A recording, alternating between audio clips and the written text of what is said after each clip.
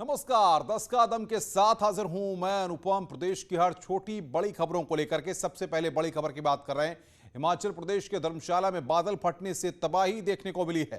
पर्यटन क्षेत्र भागसू में फटा बादल, छोटे से नाले में जोरदार बाढ़ आई है। तस्वीरें इस वक्त आपकी स्क्रीन पर हम आपको दिखा रहे हैं।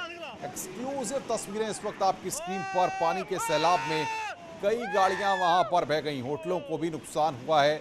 तबाही के बाद अफरा तफरी का माहौल देखने को मिला है।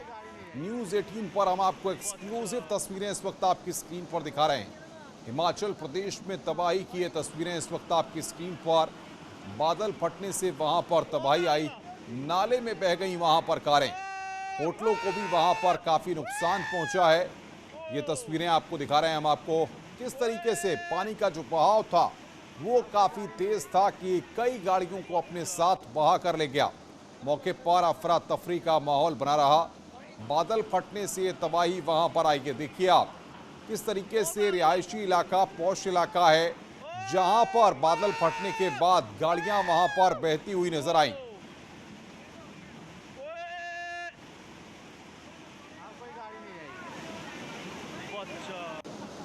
लोग वहां पर चीखते रहे, चिल्लाते रहे। जो भी दूर से ही वहां से वो मंजर देख रहा था उसने इन तस्वीरों को देखिए।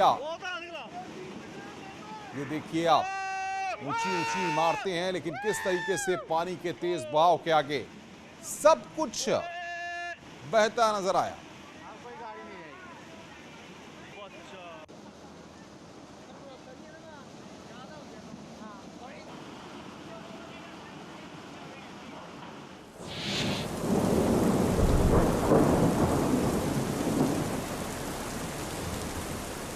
वहीं उत्तर प्रदेश में एक तरफ जहां बारिश से लोगों को गर्मी से राहत मिली है, तो कई जगहों में आकाशीय बिजली गिरने से करीब 4 लोगों की मौत की खबर है।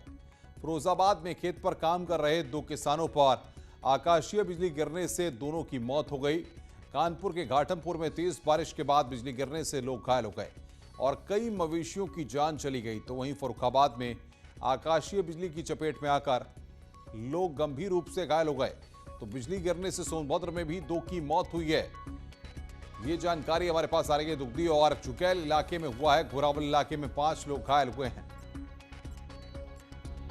सोनभद्र से इस वक्त ये बड़ी खबर आ रही है, 2 की मौत हुई है। सोनभद्र में बिजली गिरने से 2 की मौत हुई है। दुगदी और घोरावल का ये पूरा मामला, जहां पर जुगैल इलाके में भी एक की मौत हुई है। घोरावल इलाके में 5 लोग वहां पर घायल हुए हैं। आकाशीय बिजली की घटनाओं का सीएम योगी आदित्यनाथ ने संज्ञान लिया है। मुख्यमंत्री ने पीड़ितों की मदद के लिए अधिकारियों को आदेश दे दिए हैं। सीएम ने कहा है कि अधिकारी मौके पर पहुंचे और पीड़ितों की मदद करें। साथ ही उन्होंने कहा कि पीड़ित परिवारों को उचित मुआवजा भी दिया जाए।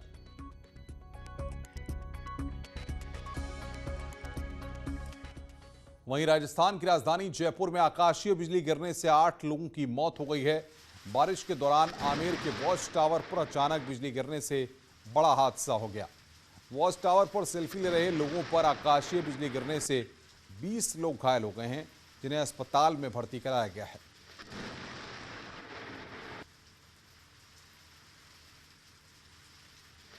तो आमेर में पर्यटकों पर बिजली गिरी, ये लाइव तस्वीर हम आपको दिखा रहे हैं। इधर प्रधानमंत्री की तरफ से ये ट्वीट हुआ है जिसमें कहा गया है कि राजस्थान के कुछ इलाकों में आकाशीय बिजली गिरने से कई लोगों को अपनी जान गंवानी पड़ी है।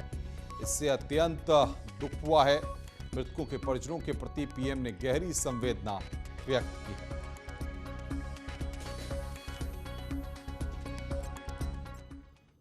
ऑस्ट्रेलियाई सांसद क्रैग केली ने शानदार कोविड मैनेजमेंट के लिए मुख्यमंत्री योगी आदित्यनाथ की जमकर तारीफ की है।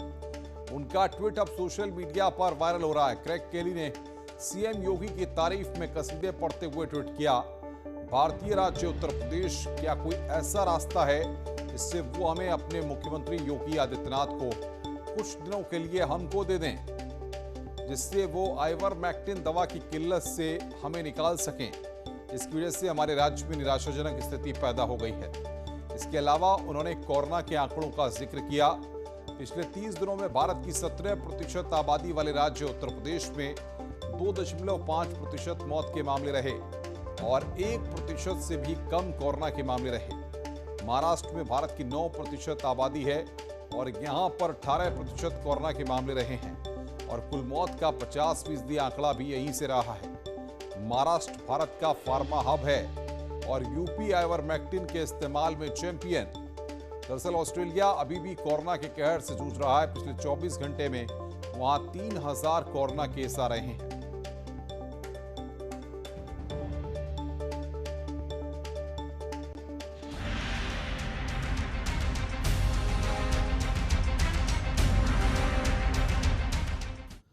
और अब बात करते हैं मुख्यमंत्री के जनता दरबार की। लखनऊ में सीएम योगी का जनता दरबार लगातार जारी है। प्रदेश के अलग अलग जिलों से लोग अपनी समस्याओं को लेकर मुख्यमंत्री के पास पहुंचे हुए हैं। कोविड नियमों के साथ जनता दरबार में लोगों को एंट्री दी जा रही है। मुख्यमंत्री योगी आदित्यनाथ प्रदेश के अलग अलग हिस्सों से आए फरियादियों की समस्याएं सुन रहे हैं और समस्याओं के समाधान के लिए अधिकारियों को दिशा निर्देश दे रहे हैं। आपको बता दें कि कोरोना काल में जनता दर्शन कार्यक्रम बंद हो गया था, लेकिन हालात सुधरने के बाद अब फिर से जनता दरबार कार्यक्रम लगाया जा रहा है। कोविड प्रोटोकॉल का पूरा ध्यान रखा जा रहा है। कोरोना के घटते केसेस की संख्या को देखते हुए मुख्यमंत्री योगी आदित्यनाथ ने आज से अपने आवास से जनता दर्शन की शुरुआत की है, जिनसे मिलने के लिए, फरियाद करने के लिए, अपनी समस्याएं बताने के लिए प्रदेश के अलग अलग हिस्सों से लोग आए हुए हैं। सबकी अलग अलग समस्याएं हैं। हालांकि ये बहुत दिनों के बाद इनके लिए ऐसा मौका है जब ये खुद मुख्यमंत्री योगी आदित्यनाथ से मुखातिब होकर अपनी जो कागज़, अपनी जो समस्याएं लेकर के आए हैं वो उनके सामने रखेंगे। बहुत सारे लोग ऐसे भी हैं जिनकी समस्याओं का निदान जिला स्तर पर नहीं हो पाया, तो इनको इस बात की उम्मीद है कि मुख्यमंत्री योगी आदित्यनाथ के सामने जब ये जाएंगे, अपनी बात रखेंगे, तो उनकी बात सुनी जाएगी, उनकी मांग पूरी की जाएगी। कहाँ से आए भाई साहब? मैम, हम आजमगढ़ से आए हैं। 69,000 शिक्षक भर्ती से 69,000 शिक्षक भर्ती में राज्य पिछड़ा वर्ग आयोग और राष्ट्रीय पिछड़ा वर्ग आयोग, जो कि बीजेपी ने 2018 में संवैधानिक दर्जा दिया था, इन्होंने 69,000 शिक्षक भर्ती में ये साफ साफ बताया है कि ओबीसी का आरक्षण जहां 27% होना चाहिए वहां मात्र 3.8% है और संबंधित अधिकारी इस पर कोई संज्ञान नहीं ले रहे। कन्नौज से आया हूँ। मेरी 2016 से ज़मीन पड़ी है, कोई गांव वाला पानी नहीं देता है। उस गांव में सपा के लोग ज़्यादा हैं, हम अकेले, मतलब वहाँ मैं लोधी राजपूत हूँ, मैं भाजपा का हूँ। मुझे वहाँ पर पिताजी की ननिहाल में ज़मीन मिली है।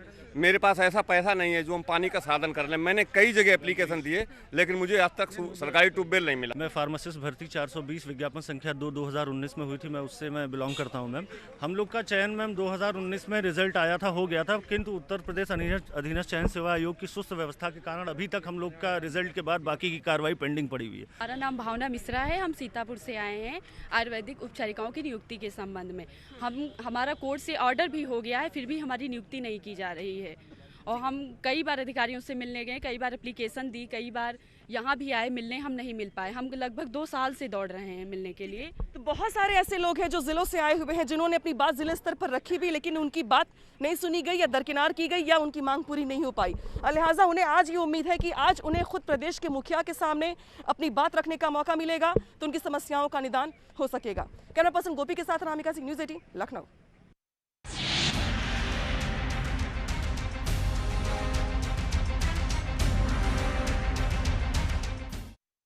उत्तर प्रदेश में जिला पंचायत अध्यक्षों का शपथ ग्रहण समारोह आज होना है। शपथ ग्रहण के बाद पहली बैठक आयोजित होगी। इसके बाद यूपी की जिला पंचायत अब एक्शन मोड में दिखेगी और पंचायतों में कोविड की वजह से रुके हुए काम तेजी से शुरू होंगे। जिला पंचायत अध्यक्ष चुनाव में भारतीय जनता पार्टी का डंका बजा हुआ है और आज यहां पर शपथ ग्रहण का कार्यक्रम होना है।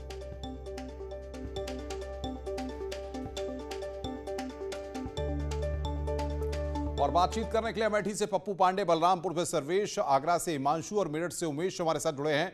सीधे रुख करते हैं मेरठ से उमेश का। उमेश, बताइए, आज शपथ ग्रहण होना है, क्या तैयारियां वहां पर हैं और इसके बाद अब पंचायतें काम करना शुरू कर देंगी? जी हाँ, निश्चित तौर पर जिला पंचायत अध्यक्ष आज विकास की शपथ लेंगे। जिला पंचायत मेंबर्स आज विकास की शपथ लेंगे और मेरठ के चौधरी चरण सिंह विश्वविद्यालय के प्रेक्षागृह में जोरदार तैयारियां की गई हैं। यहां मेरठ के गौरव चौधरी जिला पंचायत अध्यक्ष पद की शपथ लेंगे। आप इन तस्वीरों में देखिए कि किस तरह से इस प्रांगण को फूलों से सजाया गया है और यहाँ पर जोरदार तैयारियां चल रही हैं और तकरीबन 11 बजे शपथ ग्रहण समारोह शुरू हो जाएगा। डीएम के बालाजी शपथ दिलाएंगे गौरव चौधरी जी को। हमारे साथ जिला पंचायत के अपर मुख्य अधिकारी AK गुप्ता जी मौजूद हैं। गुप्ता जी, क्या क्या तैयारियां की गई हैं, कितने बजे शपथ ग्रहण समारोह शुरू हो जाएगा और कौन कौन आने वाला है? शासन द्वारा 11 बजे का संपूर्ण उत्तर प्रदेश में शपथ ग्रहण कार्यक्रम का समय निश्चित किया गया है और हमारी सभी तैयारियां पूर्ण हो चुकी हैं और हमारा 10:30 बजे कार्यक्रम ये शुरू हो जाएगा शपथ ग्रहण का और सभी लोगों को इनवाइट किया जा चुका, पूरी व्यवस्थाएं सही हो चुकी हैं। बिल्कुल बिल्कुल उमेश, हम आएंगे आपके पास। हमारे साथ बातचीत करने के लिए आगरा से हिमांशु त्रिपाठी भी हैं। हिमांशु, अगर आगरा की बात करें तो वहां पर किस तरीके की व्यवस्थाएं की गई हैं शपथ ग्रहण को लेकर? अनुपम, आगरा में उत्सव जैसा माहौल है और यहाँ आप देखिए इस हाल में जो है यहाँ शपथ ग्रहण किया जाएगा और मंजू भदौरिया जो बीजेपी से हैं, निर्विरोध जीत दर्ज की थी मंजू भदौरिया ने, तो उसको लेकर के यहाँ उत्साह का माहौल है। उत्सव का रूप दिया गया है, बाकायदे भव्य पंडाल बनाया गया है और यहाँ शपथ ग्रहण का कार्यक्रम होगा। डीएम प्रभुयन सिंह शपथ दिलाएंगे, सबसे पहले यहाँ 11 बजे के आसपास आएंगे और शपथ दिलाएंगे। उसके बाद जिला पंचायत सदस्यों की शपथ होगी। बाहर भोजन की व्यवस्था की गई है। तो कुल मिलाकर के, चूँकि पिछली बार यहाँ बीजेपी का नहीं सपा का कब्जा था जिला पंचायत अध्यक्ष की सीट पर, बाद में बीजेपी के बघेल ने तख्ता पलट किया था, लेकिन अब एक बार फिर निर्विरोध, आगरा के इतिहास में पहली बार निर्विरोध निर्वाचन हुआ है मंजू भदौरिया का और मंजू भदौरिया आज महिला प्रत्याशी के रूप में बिल्कुल बिल्कुल हिमांशु, बने रहिए हमारे साथ। बलरामपुर से सर्वेश भी हमारे साथ जुड़े हुए हैं। सर्वेश, वहां पर कितने बजे शपथ ग्रहण हो रहा है और क्या तैयारियां आप देख रहे हैं?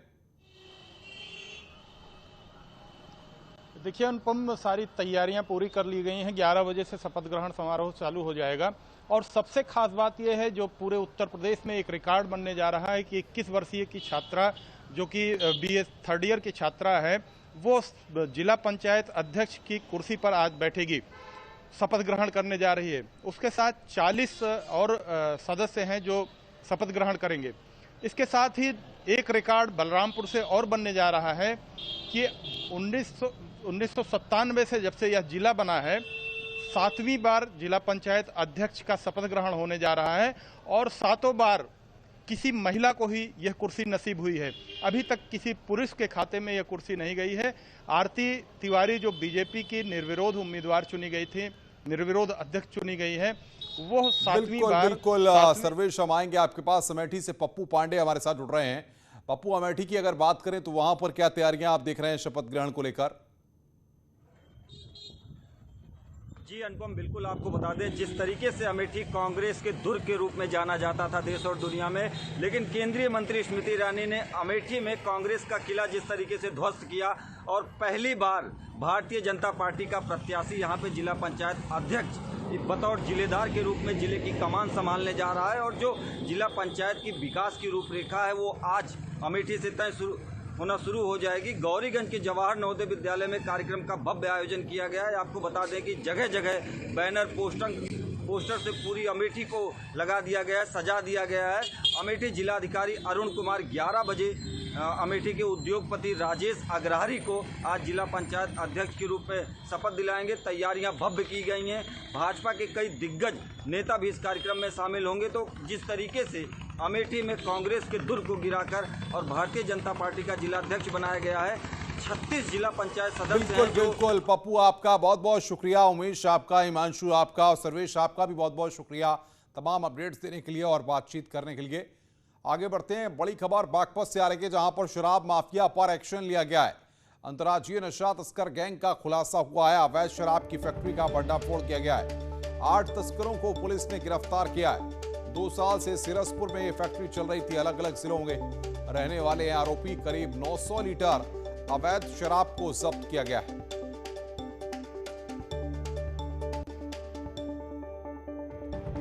तो बागपत से खबर, जहां पर शराब माफिया पर कार्रवाई की गई है। 2 साल से सिरसपुर में फैक्ट्री चल रही थी।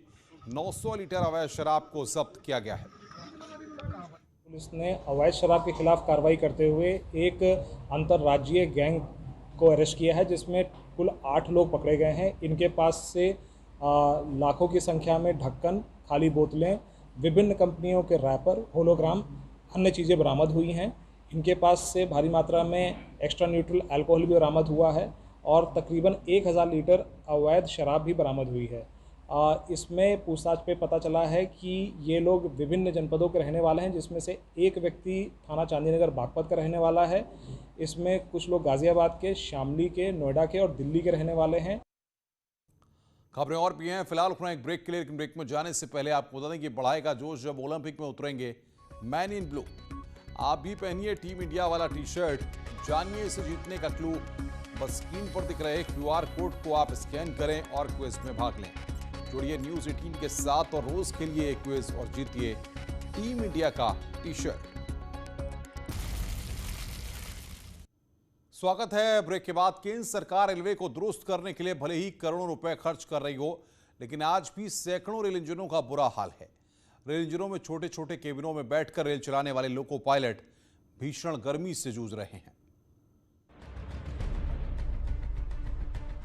ये छोटा सा केबिन रेल पायलट का है, जहां बैठकर रेल पायलट 12 घंटे की शिफ्ट पूरी करता है। लेकिन ना तो यहाँ पैर फैलाने की जगह है और ना ही गर्मी से बचने के लिए एसी की व्यवस्था। खोखलापन तो वहां नजर आता है जब बरसात में इंजन से पानी टपकता है। ये हालात भारतीय रेल के हैं, जहां इंजन चलने के बाद केबिन में 70 डिग्री तक तापमान पहुंच रहा है, जिससे पायलट बेहद परेशान है। जो हमारे ड्राइवर्स हैं, उनके जो रेलवे इंजन है, उनके केबिन में जो एक आम आदमी की जो मौलिक सुविधाएं हैं वो भी नहीं उपलब्ध हैं। जैसे आप ये देखिए कि आजकल जो हमारे प्रधानमंत्री नरेंद्र मोदी जी का मिशन है कि घर घर में शौचालय, गली गली में शौचालय, लेकिन दुर्भाग्य ये है कि हमारे रेलवे इंजनों में शौचालय नहीं है। और जहां तक गर्मी की बात है तो इसके लिए मैं बताऊं आपको कि जो हमारा तापमान एक सामान्य तापमान बाहर होता है, उससे 5 से 7 डिग्री अधिक तापमान जो है इंजन के केबिन का होता है। और उन परिस्थितियों में हमारा रेल का ड्राइवर जो है लगभग 300 से 350 किलोमीटर तक गाड़ी चलाने का काम करता है। शाहजहांपुर के रोजा रेल जंक्शन पर रेल इंजन को दुरुस्त करने की मशीनें लगाई गई हैं, लेकिन हालात में अब तक कोई सुधार नहीं हो पाया है। दरअसल रोजा जंक्शन पर रह रहे रेल पायलट पूरे देश में ट्रेन चलाते हैं। यहाँ के ड्राइवर कई बार अपनी शिकायत अधिकारियों को दे चुके हैं। इसके बावजूद रेल अधिकारियों ने अब तक कोई कदम नहीं उठाया। हमारी यूनियन जो है लगातार संघर्ष कर रही है और संघर्ष करेगी। ऐसा नहीं है कि सुनवाई नहीं होगी, और आपके माध्यम से ये मुद्दा आया है तो और हम जो है महामंत्री जी के संज्ञान में लाएंगे और इस मुद्दे को आगे बढ़ाने का काम करेंगे। हम नहीं चाहते हैं कि हमारे किसी भी लोको पायलट को किसी प्रकार की कोई समस्या हो। इसके लिए northern railway men's union, all India railway men's federation हमेशा संघर्ष करेगा। एक तरफ भारत रैपिड रेल का सपना देख रहा है और दूसरी तरफ हम पायलट को गर्मी से भी नहीं बचा पा रहे हैं। ऐसे में सवाल ये खड़ा होता है कि सरकार के किए गए वादे और दावे कितने सच हो पाएंगे। शाहजहांपुर से न्यूज 18 के लिए दीप श्रीवास्तव की रिपोर्ट। खबरों का सिलसिला